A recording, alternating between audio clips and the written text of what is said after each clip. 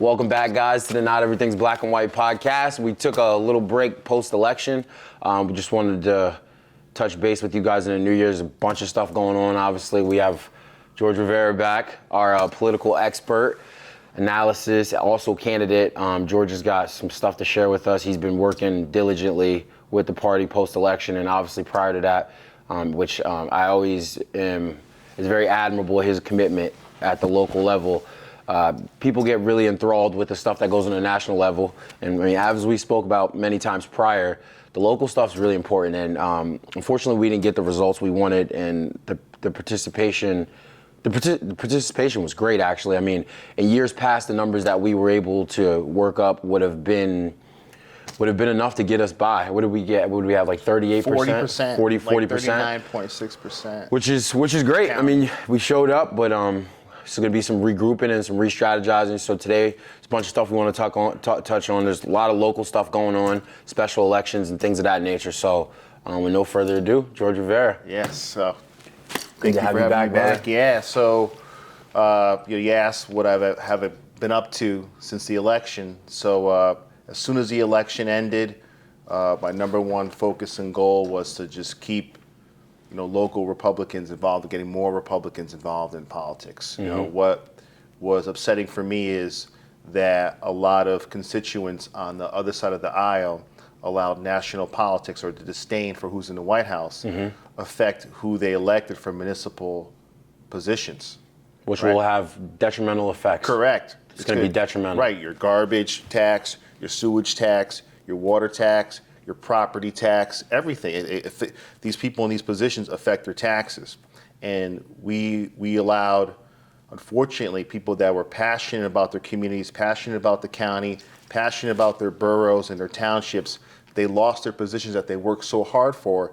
And the only thing that these people that were recently elected, their only thing that got them across the finish line was their Democrats. That's it. Liberal, left-leaning progressives. And they didn't run a campaign. None of them really ran campaigns. Look at Patricia Mulqueen. Mm-hmm. Look at Patricia Mulqueen, the most qualified candidate on the ballot in my position, in my opinion, in Lehigh County. She put so much effort, so much time, and so much money, and she lost to a guy that didn't campaign for a second. Yep. He didn't do anything. Literally nothing. Correct. And Patty was everywhere. I got to witness it firsthand at the beginning of her campaign. I helped out with a few small things. I did some slate flyers and just a few posts and things of that nature. And we promoted her on the podcast. But even if you didn't like what she had to say, you can't deny the fact that she ran a beautiful campaign. She was everywhere. She went to all the meetings. Mm-hmm. She touched base with the community. She went to the parades. She touched base with the Hispanic community, which she is a part of. But I kind of thought the same thing. It's just like, if she didn't win, then we got some big problems here. Right. And unlike a lot of the candidates that were trying to get that position, she tried actual cases, and she works in the DA's office. She's like, how much more qualified does someone need to be? So, and then you look down at the bottom of the ticket, commissioners like in South Whitehall, where I live, Monica Hodges and Chris Peischel. Chris Peichel's been in that community forever. Monica Hodges has been doing great things for South Whitehall, and they lost their positions to two people who basically came out of nowhere and just campaigned on having balanced government. Mm-hmm. That means the same amount of Democrats and Republicans for commissioners. There's no strategy. No, and it doesn't make sense. It's very, very bad. So looking back at the results, it was very, very eye-opening on how, as Republicans, we have to move forward. We have to, one, come out to vote. Mm-hmm. Two, we have to beat them at their own game. Mm-hmm. Which is messaging, and as the economy turns in the right direction, we have to pay more attention and be smarter in regards to how we attack these elections. Yeah, because I mean the biggest part, the way I look at it is, no matter how you feel about it, the results of it and the reward of the decisions that were made at county level and across the country, right? Like, this is something that encapsulated everywhere. I was a little bit bummed out. I mean, obviously, because we ran candidates, we put so much effort into it, and I thought we had high quality, high value candidates who ran great campaigns. and they were very neutral in their approach. Candidates like you, we had Matt on, Paul, and a very just, you know what I mean, very straight across the board. I think a message that would resonate with everyone across the board, and to see you guys get kind of destroyed, swallowed, right? Yeah. By the things at the national level. And the only reward for the viewers watching, if you're in Lehigh County or the surrounding counties, is everything just got more expensive. That's 100%. It. That's what you got. That's all. Our county, that's all you got. Our county executive, our current county executive now, Joshua Siegel, he ran on adding, he wants to add another county tax, Of course. on top of everything else. It's the only way. Which to someone like me, that upsets me, because I gave the federal government, I didn't give them, they took from me over $30,000 in taxes last year. Insanity. It's crazy. And on top of that, when you talk about quality candidates, I think about myself, I think about Monica, I think about Patricia, I think about everyone. People that have success in the private sector. And then you look at the candidates that won. Joshua Siegel's never had a job in his life. That's scary to me. Never had a job. He's in his early 30s, never had a job ever in his life. Professional never had politician. a W-2 ever. Never. And now he's running a county. How can someone that's never had a job run something as sophisticated as an entire county? You can't. He's going to be in charge of election integrity. He's going to be in charge of, he's going to have a say in how the DA handles things from a budget standpoint. Very scary. The chief of police. This guy is so thin-skinned, he can't even handle feedback from constituents on Facebook. And now he's running a county. Is where he does most of his chitter chatter. I mean, that's the only place he's really active is on Facebook. Out in the community, you won't see any benefits from any of this. And the one that Siegel's your kind of your bone to pick. Mine is Matt Turek, and just some of the things he's doing. I just think it's funny with all the things going on. They're obviously talking about increasing the taxes. That's the only way to get to the road. Yeah, it's going to happen. It's inevitable, because that's the only way for them to be able to do the things that they do. Even though city council voted against it, he's still saying, we have a budget. Yeah, like at the county level, they can't print money, right? So the money will be sequestered from you.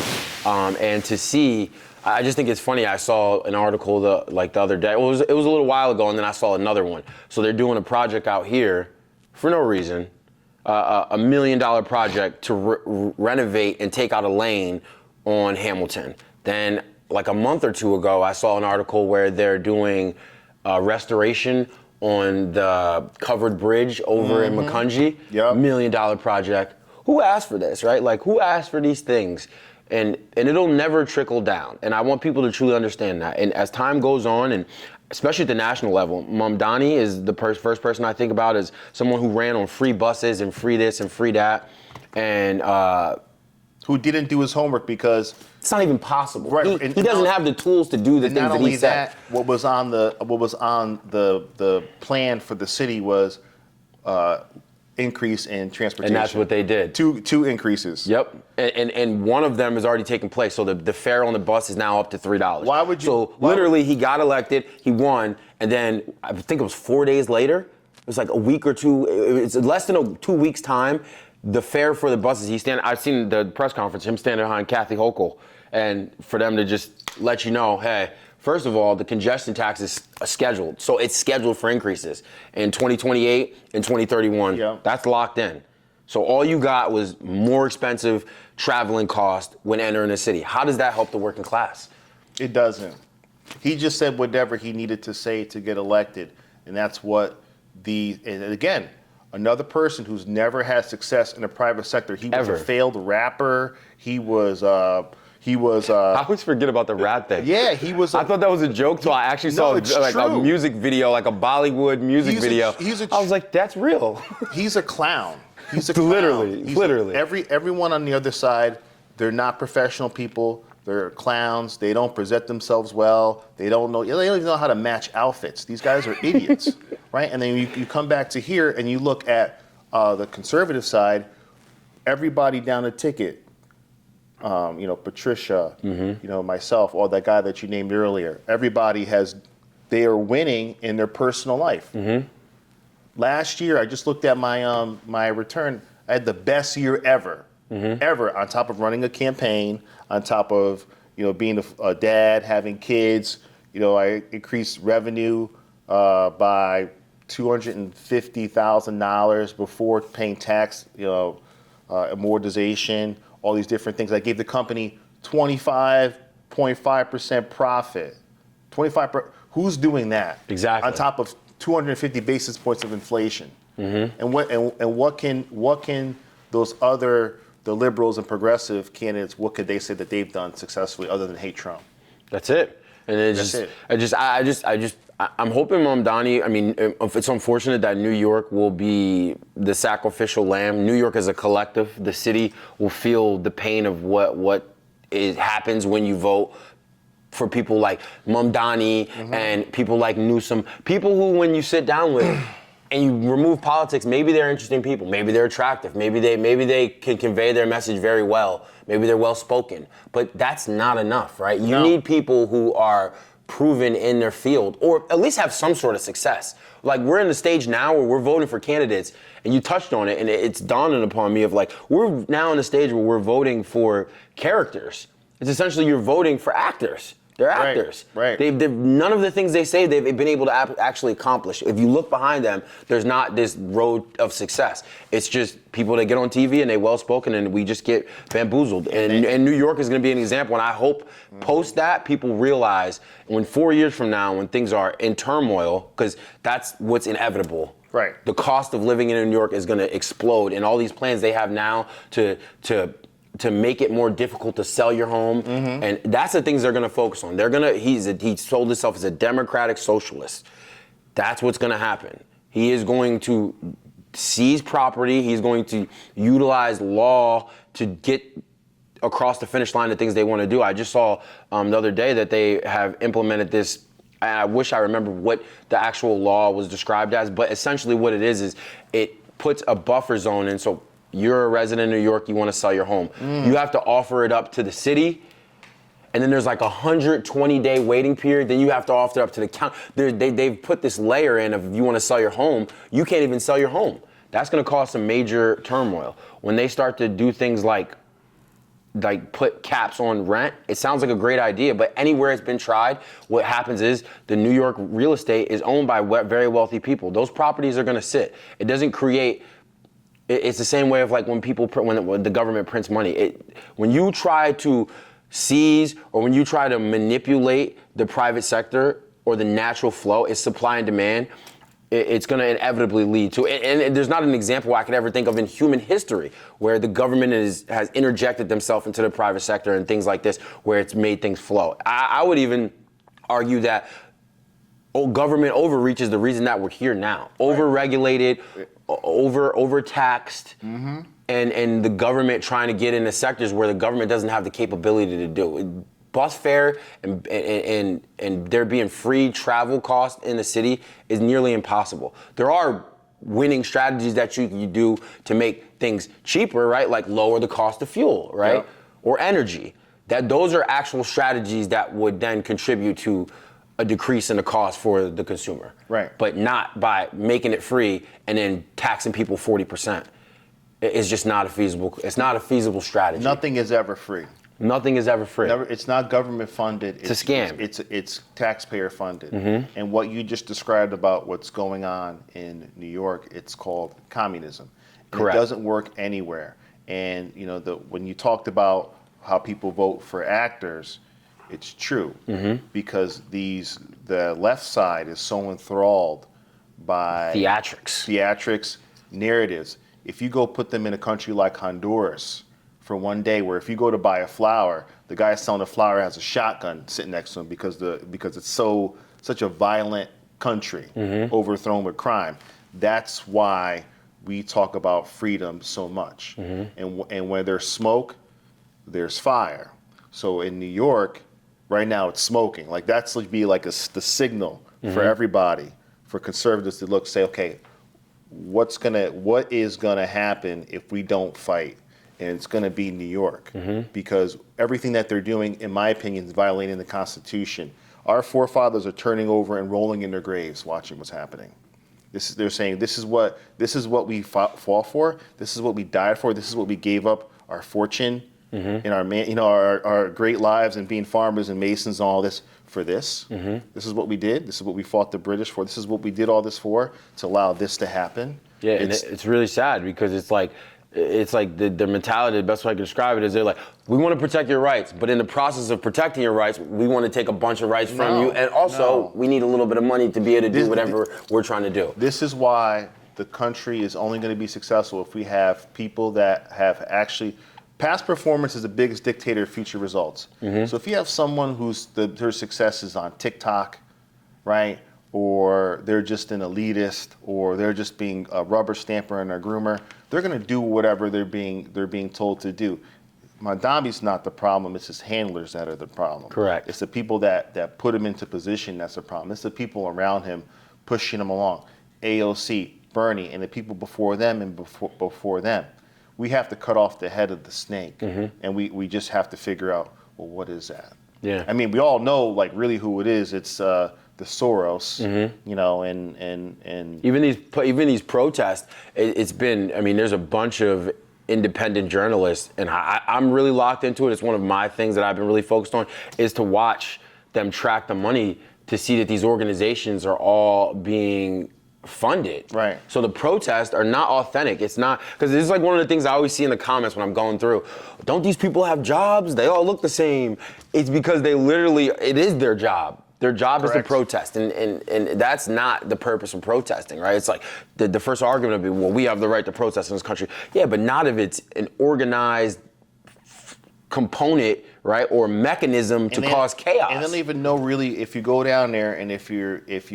It's not grassroots. It's not organic. Correct, and they don't know what they're protesting. They don't know what they're really. They don't even know. About. Yeah, and then exactly, that's another part too. And it's like they put the microphone in their faces, right? And it's like the one guy I watch, because my question is always, I always want to look at things and zoom out and realize that you could also go pick out the goofiest person in the group to get salacious TV. But I watched the kid, Nick Shirley, which is, he's gone viral, so everybody knows who he is now. Yeah. But I watched him go around from person. I watched the film through, no cuts, no edits, film through for him for an hour and a half, going to person to person to person. So it's not like he was curating it to like find the goofiest person in the audience, and none of them knew. Nobody knows. No one knew. The return response was just to scream or pull megaphones or to impede his movement, but no one actually knew what they were talking about. Right. The only thing that they're out which there is scary because they're so passionate and so emotional. They're passionate about hating Donald Trump. Trump derangement syndrome is a real thing. It really is. That's the number one thing out there too. And on top of that, when you look at it, who is it primarily? It's white liberals. White liberals are modern day domestic terrorists. I'm convinced, and I'm really concerned of where it goes, because especially as the Republican Party has wins and victories, because there's a bunch of things that are going on right now. So people are going to get to feel the benefits of the big, beautiful bill. If you are about to file your taxes, make sure that you go back and look at your overtime, the time and a half. That can be something that you present to your tax preparer. I mean, sidebar for the audience, the no tax on tips. All those things are going to start to come into place, and the Republican coalition is going to start to collect wins. Even what happened in Venezuela, I thought it was interesting that, what's the lady from The View? The Hispanic lady from The View. I could not believe it that she actually realized, and in support of it, it brought her to tears. She couldn't deny it. And they all, I was on the gym. They pounced on her, Yeah, I was on the gym watching it. And, I got to see some clips of it, but I thought that was interesting. Martha Rivera, I think it is. So there's going to be undeniable victories, and I think as that happens, I know that the people who fund these operations can't allow him to be successful. Me and Rocco had an episode where we talked about it probably 4 or 5 months ago. So that's the part that worries me, and I just ask people to continue to be vigilant. Also, I ask you, if you're on the other side or you're a neutral party, be mindful of this. Like, think about the ramifications of whether you agree with what ICE is doing or not. It was what was voted on, and we're in a democratic process where the majority of people said that that's what they want to happen. So, and he didn't have a problem. Regardless how you feel, and it's the same policy that every other country has, right? Just keep it cut and dry. But where do you think we're going to land if people are starting to bring their cars and drive from states away. That lady drove from 16 hours away with a coalition of people with signs and banners, and they're punching and throwing, and they just travel it to every city. Is that the city that you want to live in, regardless how you feel about how things are going? Do you think that that's a safe environment for your children? Do you think that's a safe environment for you? What if you're in traffic? I saw this video of the protests in New York, and it was just people who are regular citizens trying to go to work who are caught up in the mix. So what's going to happen when it's you? And that's things that you need to ask yourself. We talk about it all the time, and I'm always really mindful of it. You gotta zoom out when it comes to these issues and realize that it's just like we're putting ourselves in an unsafe place. And if you're a person who is on Facebook or even in real life and you feel emotional about it, take some time to yourself and think of, are you really connected to the issues, and do you really know what's going on? If you're living in a space where it's only emotion, and it's like trunk derangement syndrome or some sort of ideology where you're against conservatism because you think that it involves a certain thing, sit down with someone who you know is conservative and have a conversation. It's really interesting that on our side, I'm willing to talk to any liberal. I'll have Josh on too. I'll have anybody on. I'll have a conversation. But I don't think that street goes both ways. I think that's a one-way thing, and that is a problem, right? If you can't be questioned or handle any pushback on your beliefs, chances are that you're on a house of cards. And that's one thing that I'll continue to reiterate is the Democratic Party right now is, I wouldn't even call it the Democratic Party. I think that is warped into something completely different. The Democrats that I know that are regular people, old school union people, they don't support any of this. I think we have to come up for a new name with whatever they got on Democratic Socialists. Yeah, they need to splinter off and create their own party. Is in disarray. The whole party's in disarray. The Democrats that I knew, 12 years ago, like Danny McNeil, God rest his soul, they're more in line to what we got going on now. They're like, if Danny McNeil was alive today, he'd be a conservative. He'd be a conservative because he's not with this. Yeah, he's not. Democrats like him, they wouldn't be for what they're doing today. Like, it's how could you be a Democrat from 20, 30 years ago? If you time warp them to now, they'd be like, what is this? Yeah. In my opinion, I guess the best analogy I have is like, it's like a tablecloth. The Democratic Party, the leadership that's currently in control, literally it's like a tablecloth. They pulled the left so far that they've kind of moved us to the middle, where there's things as a conservative that we don't move on. But with other things, I feel like we're very open-ended to have conversations and to understand. I understand the purpose of taxes, right? But just don't take $30,000 from me, right? And if you are, I want to see where it goes. I want to see transparency. I want things to be broken down on a level where things make sense. And it's just all theatrics, and even to still see that Newsom is being entertained for a presidential candidate, which I really think that they're going to try to run him, or I think he's going to run a campaign. That to me is like, I don't know. It puts me in a weird mental space, because it's like we're in upside down land. It's not even fathomable how you can destroy a whole state and literally across the board, right? The homeless, everything got worse. People are migrating and fleeing. There's no statistical category where he is benefiting. And Mamdani is going to be the same. I just wonder where people's heads are at. I really do. Who do you think's the leader of the Democrats right now? I mean, some would say Chuck Schumer, Nancy Pelosi, but it's like nobody. I don't know who's going to be their candidate for the next presidential run. And anyone that it's going to be is not going to make sense unless they have someone hidden. I mean, even people who are more moderate, like Shapiro, I don't think he'll get an opportunity. I don't think they've almost completely put all of those candidates that I can see, maybe, right? Or people that I've heard talk, and I'm like, okay, he's got some points, into the background. So I don't know. I don't know where they go next, which is the most concerning part, because I think we're just going to get the most radicalized version. I think they're going to put somebody up there who leans into the TDS, because I think that's the only foot that they have to land on. I think they'll run, if there's nobody else, Harris is going to come in. I'll be the savior, I think it's possible. I would love to have her and AOC, because they're just going to make themselves look like idiots. Harris was the most unpopular vice president You know, with them, it's got to be a theme. So that's a very potential ticket. The ticket of the late, it's always got to be a theme because that's all they really have. Marketing, mechanics. So it'll be themed. And what theme, I don't know. Or maybe Harris and Newsom, right? California ticket. It'll be some sort of theme. It won't be based off of success from prior engagements. And leading up to that, no matter who we put up on our side or who they put up on their side, the best way to win in the future is we need to win now. We need to start winning now. We need to start winning in 2026, 2027, and 2028. We have to have candidates in every slot on the Republican side so that it brings up the top of the ticket and creates excitement. And then also, we have to have great candidates at the top of the ticket, like Stacey Garrity for governor.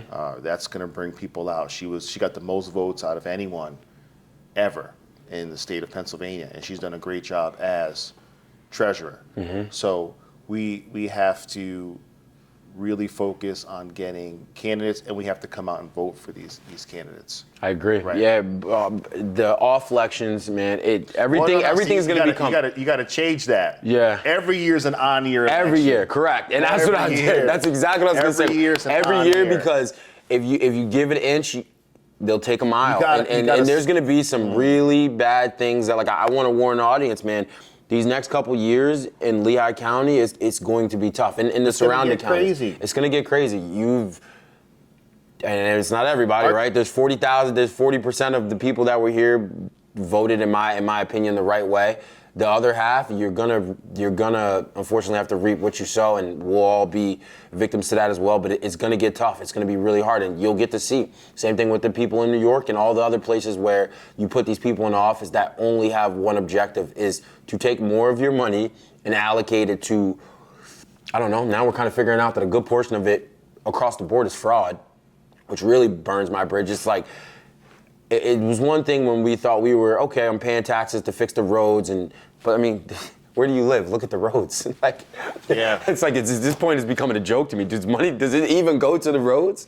Like, I don't know. And I just want to know where the viewers' heads are at. I want people to really start zooming out on these issues and thinking about it. And there is no more off-year elections. No. Because I think it'll be all or nothing moving forward. The pendulum is going to swing. It'll be all Democrat, all Republican. It's what we're living through right now is... on the other side, the Trump derangement syndrome it's intense. And if we look at the data, more Democrats came out in Lehigh County than ever before in 2017 after Trump won. That, not understanding the ramifications of that last year, I look back at it, I'm like, how did I miss this? You know, how did I not understand this? And then you look at 2018, 2019, 2020, 2021. It's just like a 2022. It's just a pendulum. And then last year, they actually beat us. Historically, Republicans do better in day of voting than the prior Democrats. Than the mail. Yeah. They crushed us in the county. And then mail-in ballots, forget about it. If you look at the executive race, Siegel got like 15,000, 16,000 mail-in votes. Our candidate on the Republican side, he got like 4,000 or 5,000. So the huge disparity there, and then the day of, like, we just got trounced because it was a off-year election. Every year has to be an on year because everyone talks about, it's about the grassroots, and it's just a buzzword. But the grassroots municipal elections affect more of your daily life than anything else. Number one. Number two, that creates momentum for the future because if you don't have a majority in the House, you're not going to put the bills that support us to the Senate. Exactly. And then if you don't have majority in the Senate, then you're not going to have things go to the governor that are going to benefit us or that are going to there's no leverage to actually make positive change, and that's why, I mean, with the midterms, we definitely got to stay focused because the last thing that we want is to lose control of the House and then we're just in a stalemate, in my opinion, for the rest of Trump's tenure. So we really got to try to stay focused. And locally also. Yeah, correct. So it's like the next steps to this is education because the participation is up. That's one thing we can say is people are coming out to vote. Last 2 elections have been historic numbers, but I just think the education on these topics is what the problem is. And right. People have to understand. People are not understanding the ramifications of voting for socialist. Right. It's scary to me at this point of where this goes if it continues. And I know it's the news, it's the celebrities, and you're being completely outflanked because all those things are working against you, even the education system. But my critique to the Republicans probably would be is that we got to start holding people accountable. The fascist, dictator, Nazi theme and defense mechanism that they have, I hate to admit it, but it's brilliant because what I think it does is it ties ours up sometimes where the things that need to be changed or when the hammer needs to come crack down, we have a fear of, well, we don't want to step too far, we don't want to overstep our boundaries. There has to be accountability so we're able to continue to fight a fair battle. I just wrote that word down because I didn't want to lose the thought that you gave me. But accountability is very, very important. Very important. Which, and we have an opportunity to create some accountability locally. And, you talked about the importance of, getting out to vote and what's going on. And people have to, in education, but they have to educate themselves on local politics. Correct. Especially Republicans.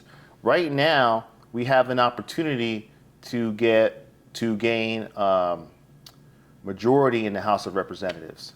And there's a lot of positive and negative ramifications, but more upside to us getting this seat as Republicans or getting this. So when Joshua Siegel was elected to county executive, he was the state representative of the 22nd district, which was gerrymandered on the Democrat side. It used to be a district, I think, like closer to Pittsburgh. Now it's in our area. I looked it up the other day. So that gave them the upper hand. But now that seat is vacant. There's a special election that's happening on February 24th that you can vote early. You can request a mail-in ballot, and you can vote on the day of in your precinct. It's Salisbury Township, it's Allentown, it's parts of Allentown, some of Bethlehem. It's a very, very important seat. It's going to be a battle for it. So if we have our candidate Robert E. Smith, if he wins, we'll have the majority of the House. It's incredible. Correct. We have majority in the Senate. Right? So we could pass hundreds of bills in the next several months. So if we get whoever wins the special election will be in position until the next person's sworn in around this time next year. Okay?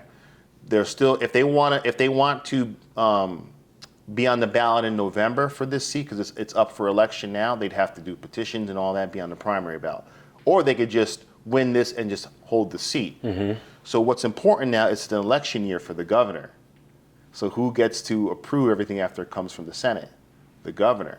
So if we have majority in the Senate, majority in the House, we put bills in front of him. One, if he vetoes everything because it's Republican, Republican pushed, then we can say, well, he didn't do anything. We're the ones trying to make Pennsylvania better. He's the one screwing it up,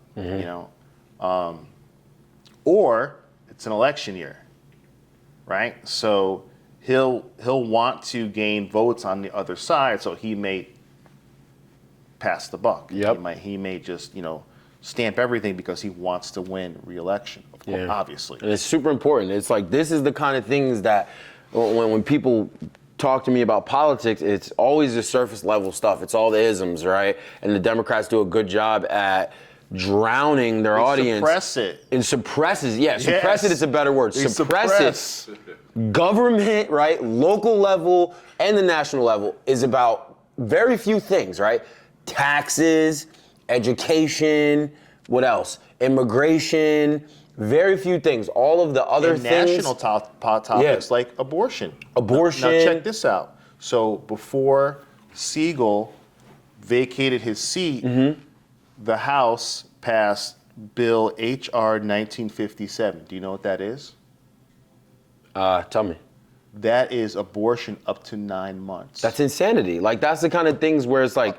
I don't know if you heard me. Abortion up to 9 months. It's literally crazy. This is what... So with everything else that's going on in this country, locally, you got people, I was driving up here, people, dope fiends walking down the street. There's crime that they don't report. Your taxes are up. It's an all-time high.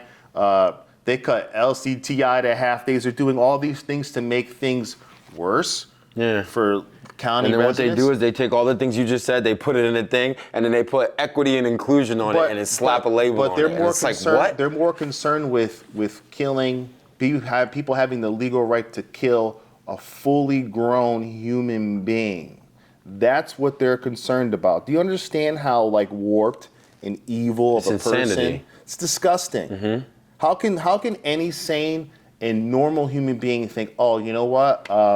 That's the kind of freedom I want. I wanted to lay down with this person and do what I had to do, but I don't want to have this child anymore. Yeah, and I want to have 9 months to think about it. 9 months. That's scary. That's the type only of way to stuff. describe it. Very scary. And those are the rights that they're fighting for. When they say that? rights, they mean expansion into demonic territory. Was that on the morning call? Was that on the news? Nowhere. Where was that? There's nowhere. Nowhere. It's nowhere. Now, obviously, it's not going to pass. But honestly, though, to me is that's no longer an excuse, right? Because I'm online every day and I see people talk about politics every day. Every person on my feed, whether they know and they have insight on it or not, they're still talking about it. So for me is you no longer have the ability to claim ignorance on these issues, right? Like if you're gonna support a candidate or if you're gonna go into a voting booth, do a little research. The thing that bothered me about what happened with the previous election is the fact that I know people voted for people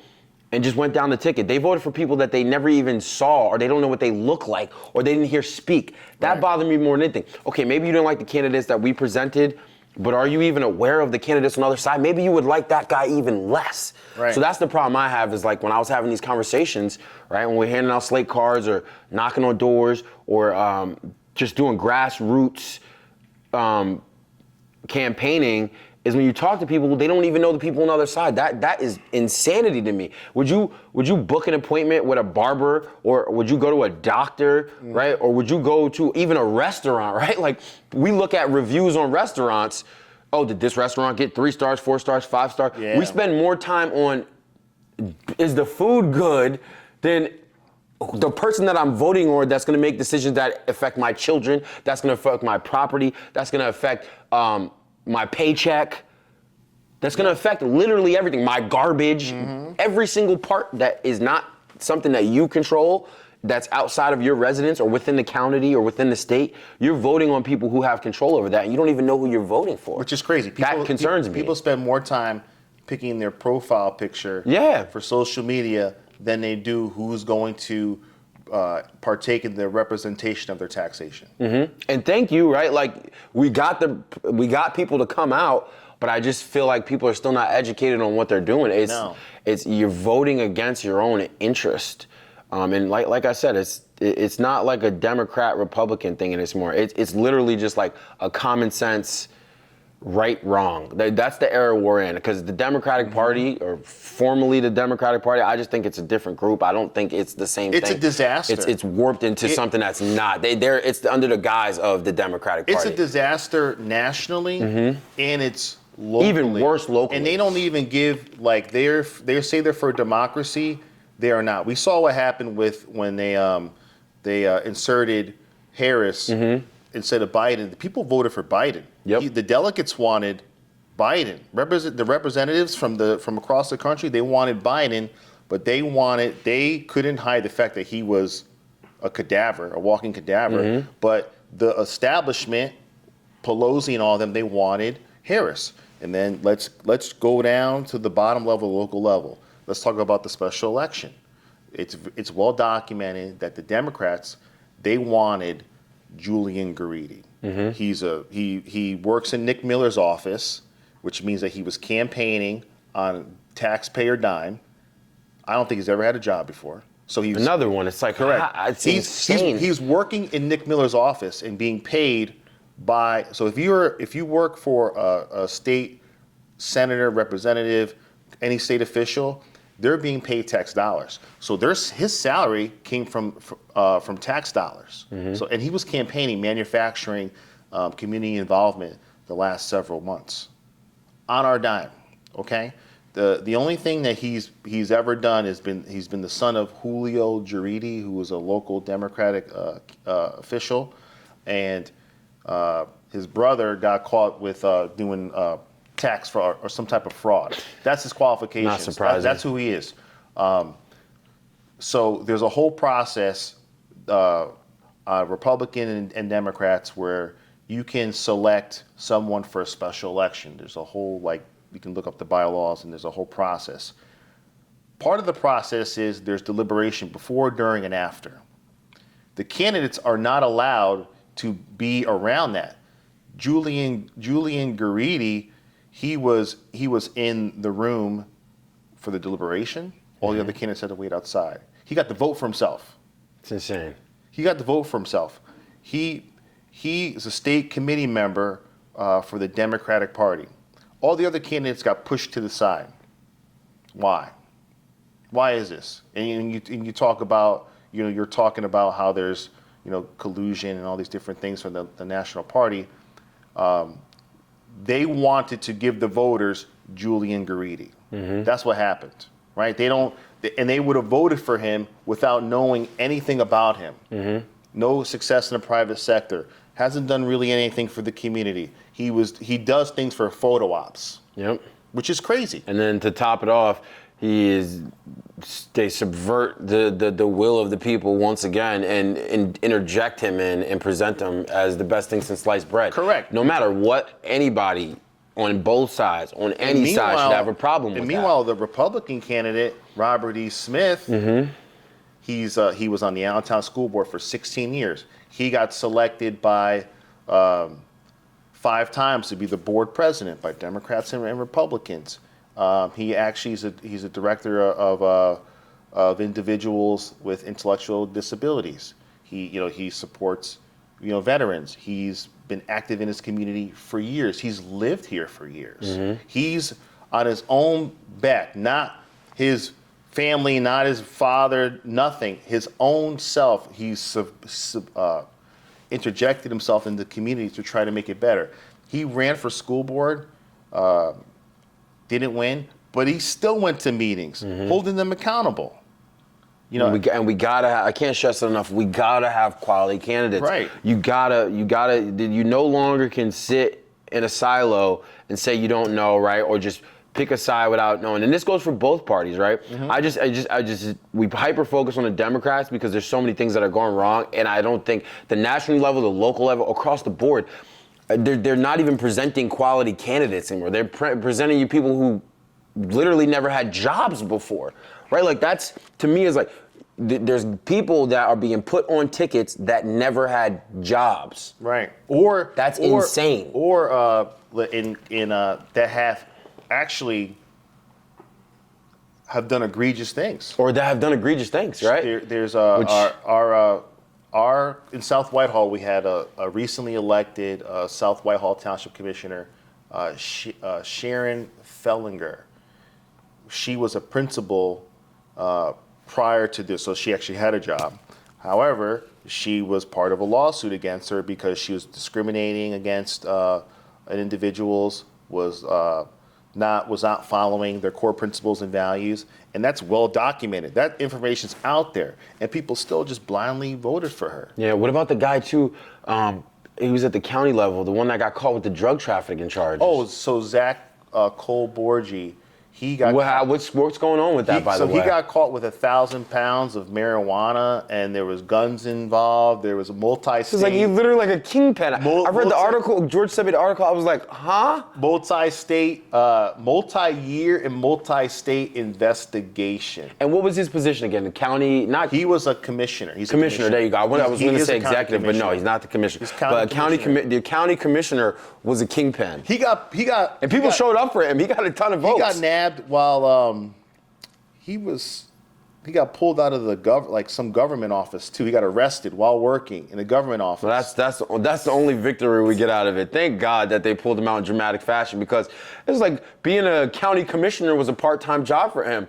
It's not like he got caught with drugs in a hotel. Everything about this guy is false. Like where he lives, like his residence, everything. And people in the area still support him. You go and look on the Facebook comments. And I would assume, without knowing him, that he's probably a good speaker and he was a decent-looking guy. No, he's not. He's a slob. Okay. He's a slob. But it's like I don't get it. We got to get past the voting blue, no matter who, or even on our side. If they don't present you a quality candidate, you got to hold your politicians accountable, nationally, locally. And if you don't like what you see, do what George decided to do and other candidates we have on. Get involved. That's my main thing. Is just like you could do anything. This is going to become more and more important. I see people talk all the time. I don't like people that are into politics. I don't do politics. You don't have an option. You no longer have an option. These things are going to become more and more as the world becomes crazier and more chaotic. You no longer have the option. You no longer have the option to not participate. You don't have to do politics because of what our forefathers did before. They did all the politics 250 years ago, and we forget that. You don't have to do politics because of all these people that they put themselves in the forefront. All these politicians that actually fight for the people. And people that actually fight for our country. You don't have to do politics. You should do politics. And it's very, very easy to get involved. You can phone bank. You can knock doors. It's more than just it. I would, as a candidate and as someone who's a Republican committee member, I would rather get the time of someone than the dime of someone. Yep. I couldn't agree more. The best resource is another set of hands. Right? It's... As soon as I'm done with this, I'm going out and knocking doors for Robert Smith because I could very easily write him a check. Yep. No, we need to get people out to vote. Like we need boots on the ground. We need people. We got phone banking tomorrow. I got 30 hours of phone banking. And I would even take it a step further and say time is more important than talent. I think some people are like, I want to do something, but I don't know what to do. There's very simple things that we can assign you to, and that's this. I want to make this a call to action. We'll end with that. This is definitely a call to action for my own mental health, to be honest. So I don't participate online as much as I used to. I'll get back to certain people, or I try to double back and kind of go back and forth or give you the answers that you need. But if you want to know how to be involved, give a call down. George is at the office every day. And I'll link that in here so you know where to reach out to him. Reach out to me in the podcast, or George has his own page too as well. And I think your candidate page is still up too. Yeah, so reach out to us. If you are a person that's in the community, especially if you have free time, which I assume things are so expensive out there that a lot of us have more free time, come down to the office or give us a call, reach out. There's plenty of things that we could assign you to. Running as a candidate is not for everybody. I realize that's a unique skill set of putting yourself out there, and that's not for everybody. Even me thinking about it in the next couple of years is you got to be a brave person. You got to have the time. There's a lot of things that go into being a candidate, moral of the story. But there is ways that you can get involved and for your community. Voting is not enough. No, it's not enough anymore. It's a good first step. It's a good first step. You got to get out and vote. Every year's an annual election, but you have to get involved. If you really value, your dollar and your freedom, you have to get involved. You have to understand it's more than just knowing what the three branches of government are. You have to do your civic duty. Remember what your forefathers died for, and you have to support the Constitution. We're supposed to be a republic. More governance is never the answer. You have to get involved, and you can go down to your local county office. There's Northampton County Republican Committee. There's a Lehigh County Republican Committee. There's a Republican committee in every county. You can reach out. You can reach out to me. I changed the name of my page to George Rivera for Republicans in PA. I have a Facebook page, George Rivera. You can email me at grivera101@yahoo.com. I get back like this. We need you. We need you. And right now, the best thing that you can do, if you want, where can I start? If you're very advantageous, like these two young men right here, we have a special election going on in the 22nd district. We need all hands on deck. Even if you can come out for an hour, do something for an hour, make 20 phone calls. We can send you an app. You can download. You can send text. You can do whatever. Help us out. We can get Republican majority in the House of State Representatives, which would be fantastic. I might cry if that happens. Yeah, and that's the call to action. And if you don't, right, if you sit it out, one thing I can guarantee you is that your life will get more expensive. If you don't own a home now, chances are you might not ever. If you do own a home, hopefully you can stay in it. Taxes are going to go up. Things are going to get more expensive. The wackadoos are going to continue to be in the school, and the things that we thought we've moved on from, right, like the bathroom discussions and all these things will become relevant again. Trump has gave us a buffer for the next couple of years where things can return to some sense of normalcy, and I know regardless of people on both sides, they've acknowledged that. I have some people I have more Democrats honestly around me than Republicans a lot of times in my work life and things like that. So it's always interesting, but they're old school, moderate kind of Democrats. But even they've acknowledged the fact that they kind of enjoy that things are not as we're not in this weird space where we're questioning what a woman is, right? Like weird stuff like that. We've moved on from that temporarily, in my opinion, if we don't get participation and we don't get the right candidates, and it starts at the grassroots level. We don't have the same. I don't want to say the same resources as the Democrats, but we don't have the same mechanisms a lot of times. Republicans run a very simplistic part, and that's a lot of it is just based off of our values, right? There's some things that we're not willing to do. We're not gonna lie. We're not gonna bend our knee. We're not gonna bend our knee, right? There's things that we won't back down on. So that puts us kind of in a bind a bit, and having participation and having people show up. Like George said, if you could dedicate an hour at a time, there's things like door knocking, phone calling, flyers, even promoting on your page, just simple things. Poll greeting on election day. Poll greeting, right? And these things all require very little effort, but collectively, as a group, we got to start showing up. You see it on TV, you see it on the news, you see these protests going on, and whether you agree with it or not, people are showing up, and at this point, they're risking their lives for causes that they don't even know.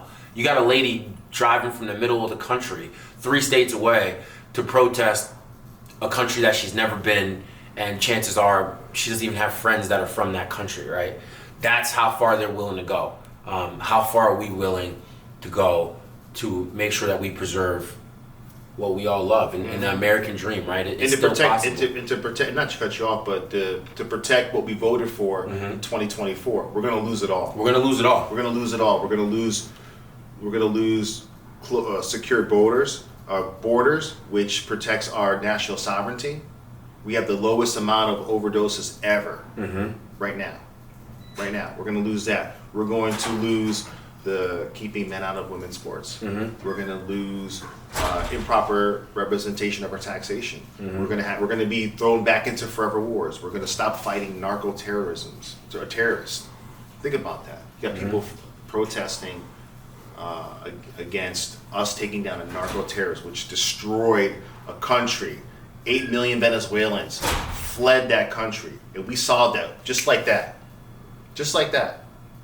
So, and everybody else is scared. Mexico, Colombia, Cuba, all these other countries where socialism and communism exists. It's a huge win for the world, right? That's a huge win for the Venezuelan people. And there's been a bunch of victories. Like I said, come tax time, which is we're right on the button up again.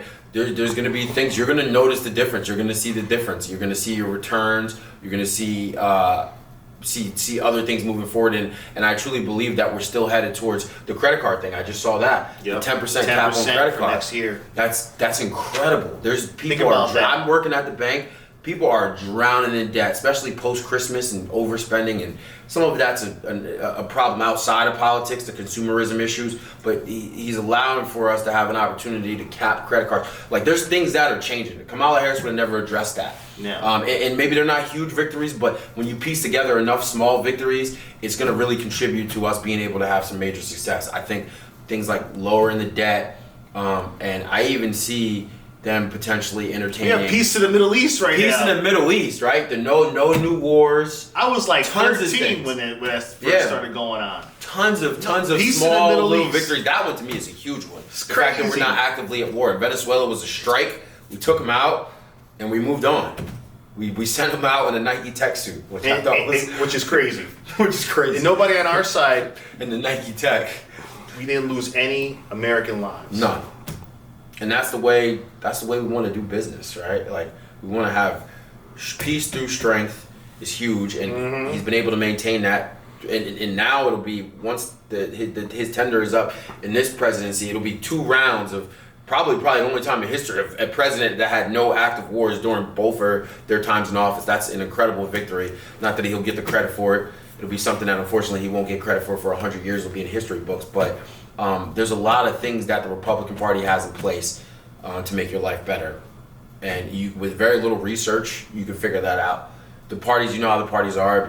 Things trickle down from the national to the local level, and we have the same idea. We want to lower your taxes. We want to have the county out of your lives as much as possible. Quality education. Yeah, we want quality education. We want to fix the roads. We want to bring religion back into the fold. I think we're missing that, and the youth. I've been really proud. I've been seeing a bunch of stuff online. There is an uprising of the youth who is going back towards God. There's a bunch of statistics out there. You can Google when you get some time. I saw a few. I won't quote because I don't know the exact numbers. But the rise in religious faith with the youth is on the uptick, which I think is incredible. And I mean, God bless them. I think they finally realized that we went so far off the scale that it became like we were in Bizarro land. It's like we were in the Matrix. So I think with as time goes on, us reconnecting with our faith, whatever faith that you have, whether you're Catholic or Christian or whatever the case may be, reconnect with your faith, recalibrate, and pay attention. We no longer have the option to not pay attention. This stuff's gonna bleed into your regular life, and don't just vote for people because they're attractive or they speak well or they tell you. If somebody says something's going to be free, you should automatically be suspicious. We know how that works in real life. You get a text message about something being free, or you get an email, you click the link, boom, your bank account's been hacked.